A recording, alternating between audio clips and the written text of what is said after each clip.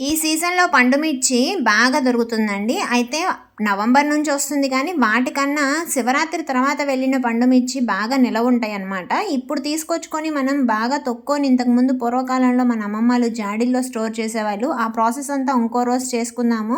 అట్లా స్టోర్ చేసుకొని మనం అప్పుడప్పుడు టమాటా పండు మిర్చి, గోంగూర పండు మిర్చి, చికెన్ పండు మిర్చి కూడా చాలా చాలా బావుంటుంది. ఇంకా చెప్పాలి అంటే చింతకాయ పండు మిర్చి కూడా బావుంటుంది. మనకు ఆర్డర్ వచ్చేసి ఇవాళ టమాటా పండు మిర్చి ఇంకా చింతకాయ పచ్చడనమాట. అయితే ఇది నార్మల్ చింతకాయ పచ్చడి.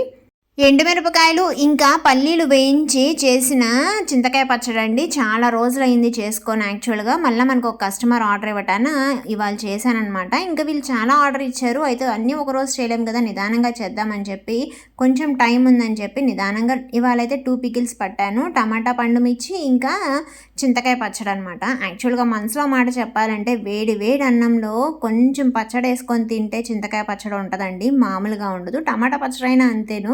కాకపోతే నేను అన్నము ఆరిపోయింది బాగా. చిన్నప్పుడు అమ్మ వేడి వేడి అన్నంలో ఫస్ట్ ముద్ద వైట్ రైస్‌లో కలిపి చింతకాయ పచ్చడి పెట్టేదండి. ఎందుకంటే నాకు ఇమ్యూనిటీ చాలా తక్కువ ఉండేది. ఎప్పుడు ఫీవర్ వస్తూ ఉండేదనమాట. ఇమ్యూనిటీ డెవలప్ అవుతుందని చెప్పి అలా చేస్తూ ఉండేవాళ్ళు పెద్దోళ్ళు ఉన్నప్పుడు. అయితే ఇవాళ పిల్లలకి అవన్నీ మర్చిపోయాం. అది వేరే సంగతి అనుకోండి. కానీ చాలా చాలా మంచిది. ఇంకా టమాటాలు చెర్రీ టమాటాలు ఉడకబెట్టానండి. రసం పెడదామని పొద్దున క్యాప్సికమ్ కర్రీ ఇంకా పిల్లలకి బాక్స్ కట్టేశాను. రసం పెడితే బాగుంటుందిలే అని చెప్పి అనుకున్నాను కానీ ఇంకా ఈ చింతకాయ పచ్చడితోనే సరిపోయింది. మీరేం తిన్నారు ఇవాళ లంచ్‌కి?